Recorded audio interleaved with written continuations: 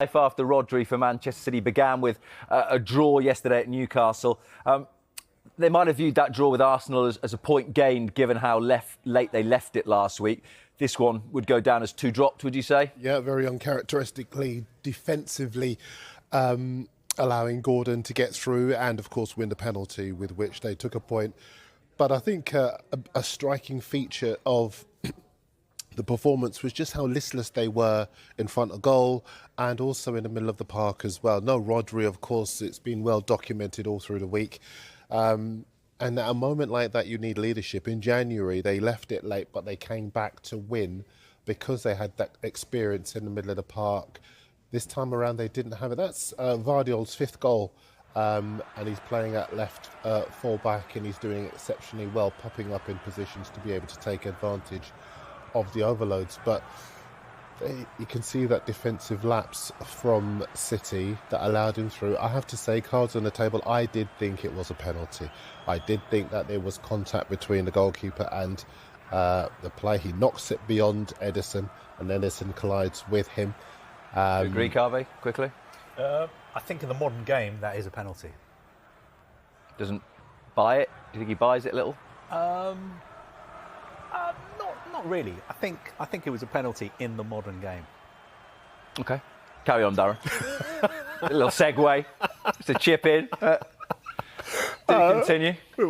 But I just think as far as Newcastle are concerned, that was a very good point for them as well. They've got a very strong record at home. And I think because a lot's being said about City and what they don't have, not much is being said about Newcastle and what they do have.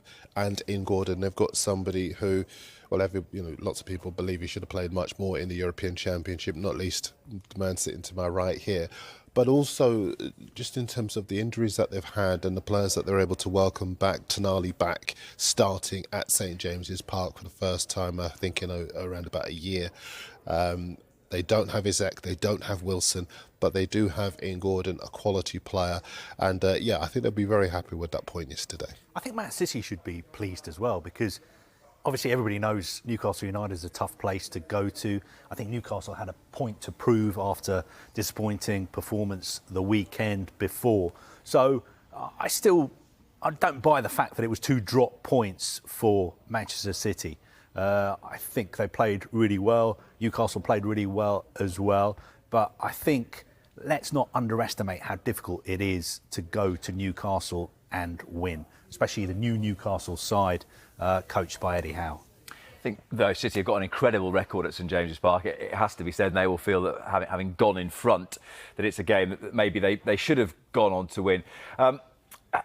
Is it too easy to point everything at Rodri?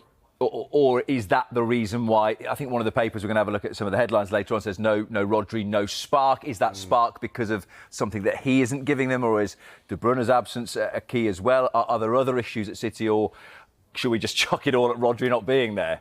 No, I mean, Rodri is the complete midfielder, defensively aware, offensively he pops up in good position to score late goals when the occasion demands it, and he's a leader as a general. He is the manager on the pitch. He is somebody who takes responsibility and empowers other players to take responsibility as well. And a player like that is worth his weight in gold. It's why he is a candidate for the Ballon d'Or. It's why he's a European Championship winner with his country. He is an outstanding footballer. So, no, I don't think it is too much to overestimate his absence. I think had he been playing, he would have been the one pushing players on the pitch, directing players to keep going all the way to the line. We know in January they were late winners against Newcastle, and it could well have been the case that had Rodri been playing yesterday, it could have been a very different story.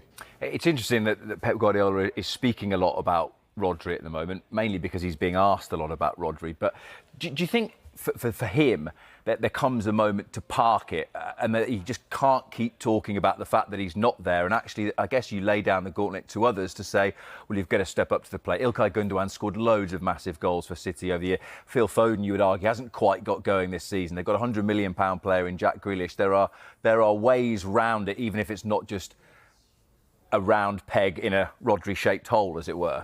I think if any side can win the title without Rodri, it's Manchester City.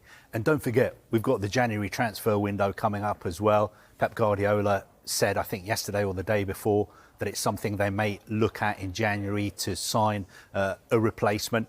I thought Jonathan Wilson today summed it up really well in The Observer. He's got a good piece about Rodri. Really good sentence that stood out for me. Jonathan said, since February 2023, there have only been two ways to beat Manchester City. Either Rodri was absent or you had Scott McTominay in your team. Who's now, of course, busy in Serie A. As we touched on, papers-wise, there is a lot of focus on Rodri not being there. There is. I want to show you this in the Sunday Times because the headline says it all. Jonathan Northcroft, friend of the show, is the man who with the words, and they read he talks about the fact that it was a very different City in January when City were late winners.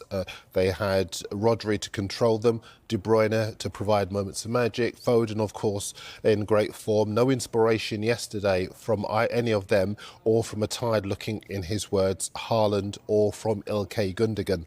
The one thing I would say, which he says as well, is that we know from watching City in 6 of the last 7 seasons, they know the course and the distance. During the first half of the season, it's like the Grand National. They just hunt round for the first circuit and then they put themselves into the race from the second circuit. So from December, that's when you'll see City turn it on. And bear in mind too, for the start of this season, 4 wins, no Rodri, because Pep Guardiola had given him that extended rest, that extended break after the European Championship. So I don't think we can go too far the other way. But when you ask me about Rodri and his impact on the team, it is important to characterise why he is so coveted, why he's so respected, and why he's so valued by the team. It's important to bear in mind as well that the injury didn't come as a result of a collision with anybody or in many ways it was ironic, and people did draw the parallel between him talking about players playing too much and the possibility of a player's strike and then that happening to him.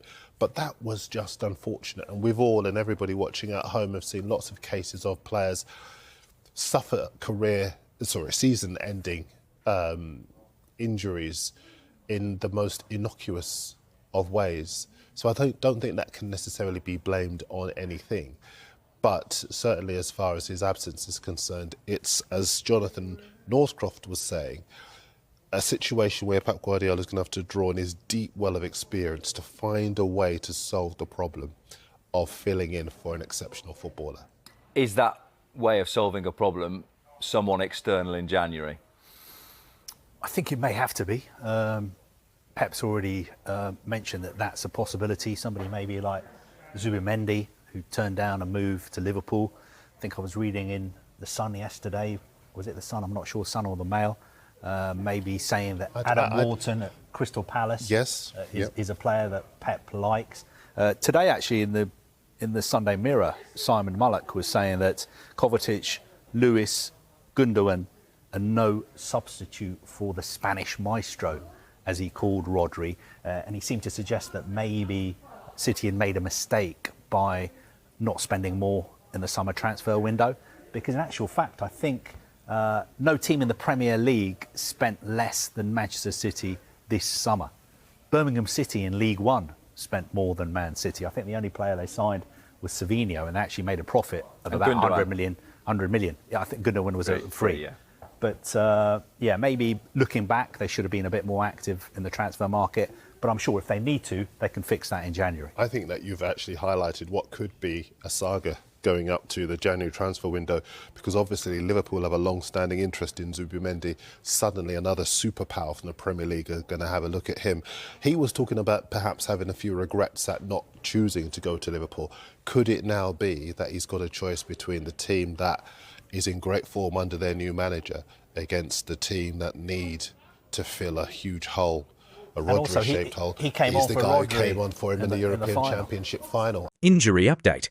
Rodri ruled out for season. Says boss Pep Guardiola says Rodri's season is over after sustaining injury against Arsenal last weekend. The City boss revealed our No. 16 has undergone surgery on Friday morning and will not feature again this campaign at his Friday press conference. Guardiola said he had surgery this morning, ACL and some meniscus, so next season he will be here. This season is over. We got the worst. News possible, but it is what it is. Sometimes, unfortunately, it happens. We are there to support him. Good recovery, step by step, and we move forward.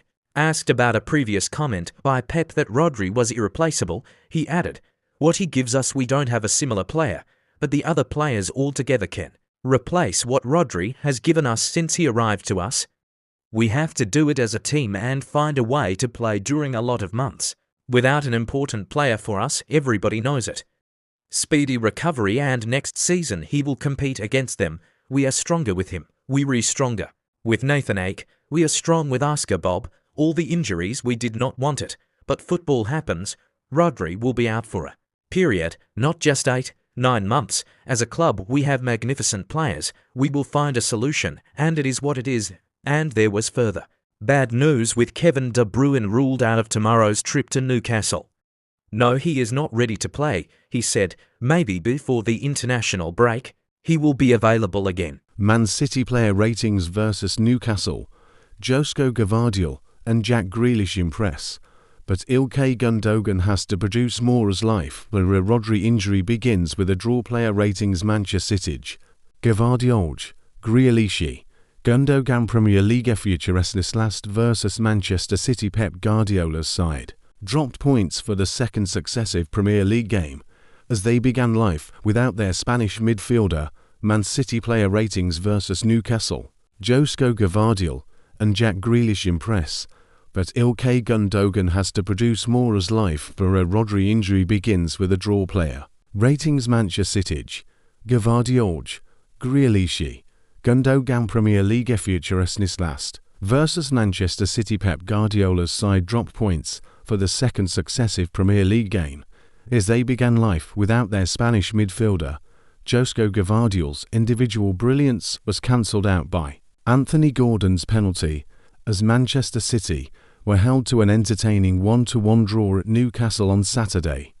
Newcastle shaded the first half when it came to chances, until a moment of brilliance from Gvardiol in the 35th minute.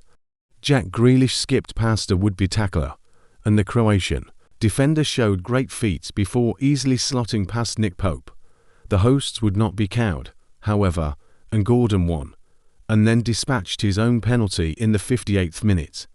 That equaliser ignited the hosts, and City were hanging on for sustained periods as the visitors missed the injured Rodri. Both teams pushed for a winner late on, and Bernardo Silva nearly won it in second half stoppage time. His vicious volley was parried by Pope, but in the end, City had to settle for a point that leaves their place at the top of the Premier League table vulnerable. GOAL rates City's players from St James Park.